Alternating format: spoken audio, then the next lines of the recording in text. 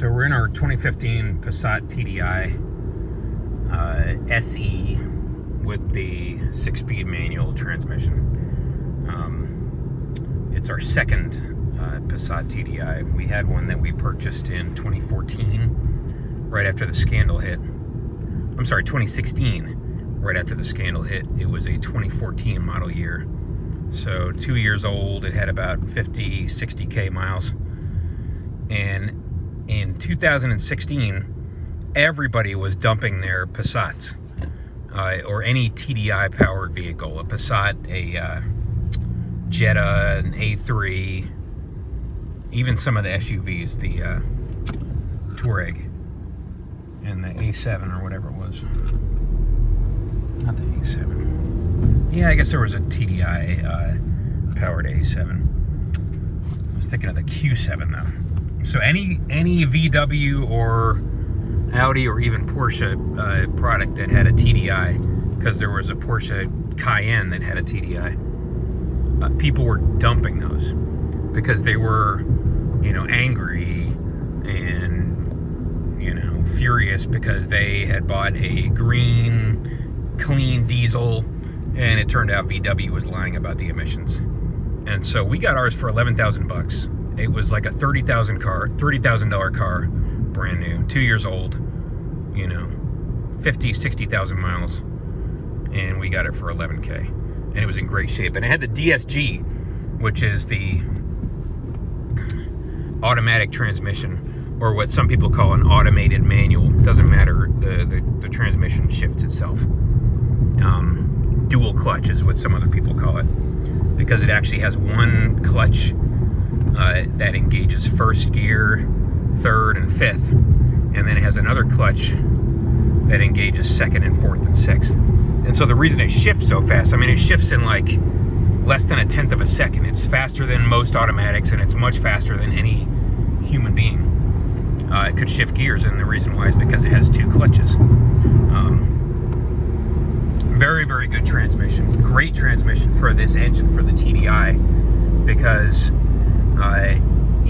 when you're accelerating, you don't have to lift off the throttle to shift gears, and so you can stay in the boost, and it keeps the RPMs between like 12 and 2000, 12 and 2400. Great transmission for this engine.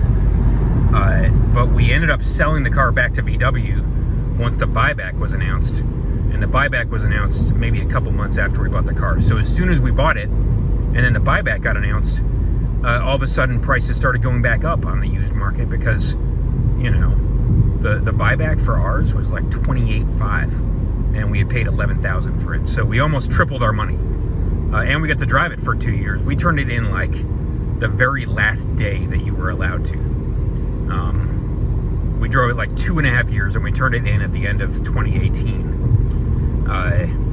Back to VW, got our check, and then did a couple other things. We got a Chevy Volt, which we hated, and we got rid of. We thought that would be a good car because, theoretically you get 50 miles of electric range. And so if you're driving only, 20, 30 minutes a day, or you've got a short commute or whatever, theoretically you could use nothing but battery power and go, 6 months without having to top off your gas tank. In reality, in Midwest, where it's cold for 6 or 8 months out of the year, more like 8 or 9 months out of the year, no, it's not 50 miles, it's more like 30 miles. Because any battery-powered vehicle, most battery-powered vehicles, like Teslas, you lose like 30, 40% of your range in cold weather because of the fact that the batteries have to be heated, and because of the fact that the interior obviously is getting heated, and that uses a ton of energy. So the Chevy Volt was a terrible car. It was small. It didn't have a lot of room for people. Our 10-year-old kids couldn't fit in the back seat, and it didn't have room for cargo. And so it was a neat idea. It was a second generation Volt, the second and final generation. Neat idea in theory, very badly executed. If they had made it the size of like a Tahoe, or like that crossover they made, the Travers, they would have sold a lot of them. and if they'd put a bigger battery in. But so we got rid of that car. We got a Tesla afterwards, which we still have. You know, it's a good car. Model S with the 85 kilowatt hour battery. It's an 85D all-wheel drive. Great car in the snow. Amazing power, but being a Tesla, you know, it's factory rated range is like 260 miles, or EPA rated, and in reality you're gonna pull over and charge that car every hour and a half, 2 hours, 2.5 hours, and when you're driving cross country, as we do a lot, that gets old in a hurry. So it's not a good road trip car. It's great for, you know, going like an hour out and then an hour back, or maybe an hour and a half or 2 hours away and then charging, you know, for a couple hours and coming home. But you're not going to want to drive that car cross country. It takes like an 8-hour trip from Michigan to DC, and it turns into an 11-hour drive. So it's just not practical in a lot of ways. And so for that reason and a couple other reasons, we picked up another TDI Passat Dieselgate. This one is a 2015. It was the final year they made these cars. It was the first year of a revised engine that they started putting into it, which was a better engine in a lot of ways. And I'm going to reset the consumption here just so you can see what kind of mileage it gets on the highway at 75 on the cruise control. We're going up a slight rise here, a very slight rise. You know, in the Midwest, it's not like you have mountain ranges here. You know, it goes up a little bit, it goes down a little bit, it's mostly flat. That's just kind of how it is here in the Midwest. But a diesel-powered car or truck is perfect for environments like this, because you obviously don't lose range in the winter like you do with an electric car. And you can drive, I mean, we actually drove our last Passat for 800 miles on one tank of gas at one point, coming home from Boston, Mass, all the way to Michigan. It was like 800 or just under 850 miles on one tank of gas. Phenomenal range and gas mileage. And so that's the benefit of a diesel-powered car. You know, you don't have all that hybrid stuff to worry about. You know, you're not going to be replacing a battery after 100,000 miles. You don't have, you know, all that extra electronics to worry about the way you do on a hybrid, and you don't have to stop and charge it like you do with an electric car.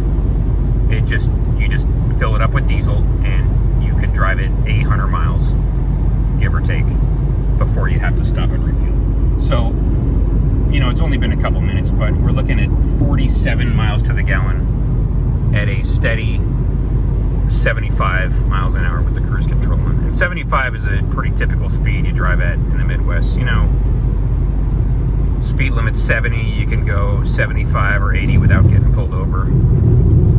At least in Michigan. In Ohio, you're going to get pulled over. You know, they'll find a reason to pull you over in Ohio. But if you're doing anything between 70, 75, 80, that's a pretty safe speed, at least in a state like Michigan, Indiana, you know, the reasonable states here. Ohio is going to get you for 5 over the limit. So here we got 50.9 miles to the gallon. That's at a, you know, with cruise control on, going 75, going up and down, real slight inclines. And so that's what makes this a very, very good road trip car. The other thing is that when we bought this car, we got it with a manual, and the reason being is because, you know, this car could last 10, 15, 20 years easily. We actually had a 99 Passat that we turned in 2 years ago for our Tesla, and that thing had lasted 20 years, and it was still running strong when we got rid of it. So a VW will last you a very, very long time if you take care of it. But the problem is, an automatic transmission in a VW or any German car is going to die eventually, and it's going to cost you a lot of money to fix. A manual transmission will could easily last you 10, 20 years, and maybe you'll have to put a new clutch in, you know, or two, but you're not going to have to replace it for a brand new transmission or a rebuilt transmission the way you will in an automatic every single time. And a DSG, you know, you think, well, it's not quite as complicated as a true automatic. Maybe not. It's got, you know, electronically actuated clutches, 2 of them. And you know those things aren't lasting 10, 15 years. They might last 100,000 miles, but at some point, not too much later, you're going to have to get a new transmission and pay $5 or $6 or $8 grand for a new transmission.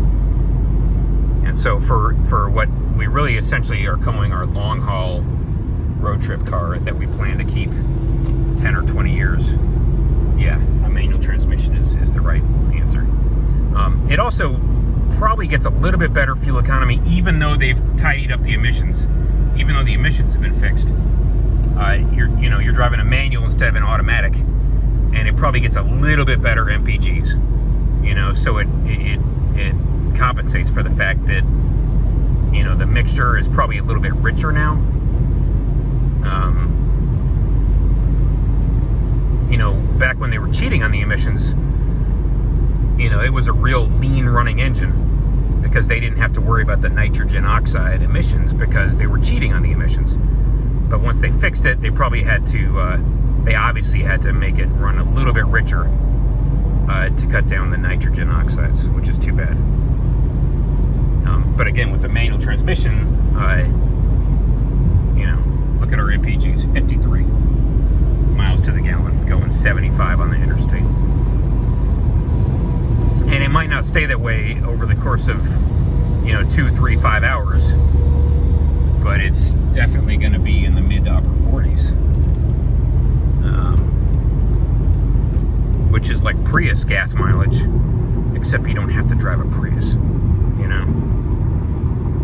Because to be honest, who really wants to be driving a Prius? The other advantage this thing has over something like a Prius is that it's got a gigantic back seat.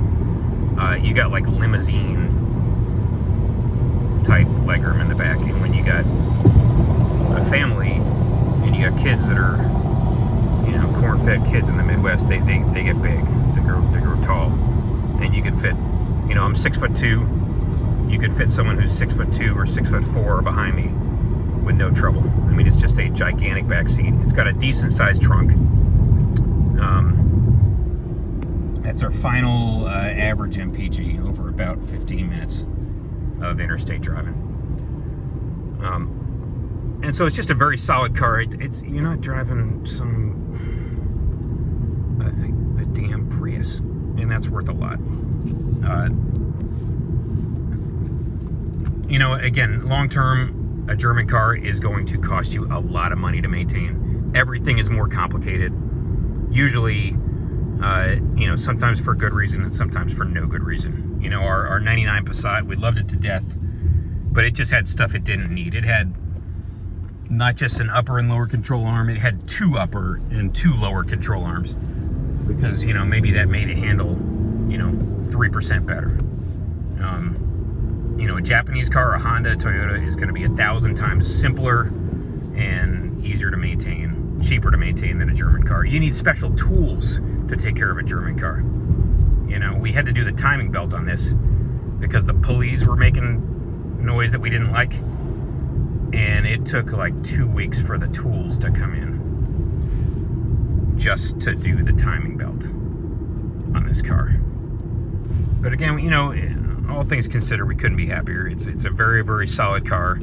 You're basically getting a car that's like the size of an A6 Audi, and it's got a lot of the same mechanical aspects because it's a VW. You know, they reuse a lot of those same parts, suspensions, transmissions, engines, but you're not paying Audi money.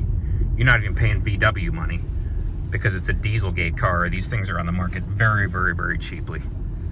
And so, you know, this second one we got, I think we paid $15K for it. For a car that was probably about a $30,000 car when it was new. And that will last us about 10, 15, 20 years. You know, if you take care of it. Anyway, there it is. The Dieselgate TDI, great cars if you can find one that's in good condition. And once they're gone, you know, that's the end of them. They're not making anymore. So you really ought to think about it. Thanks. Talk to you later.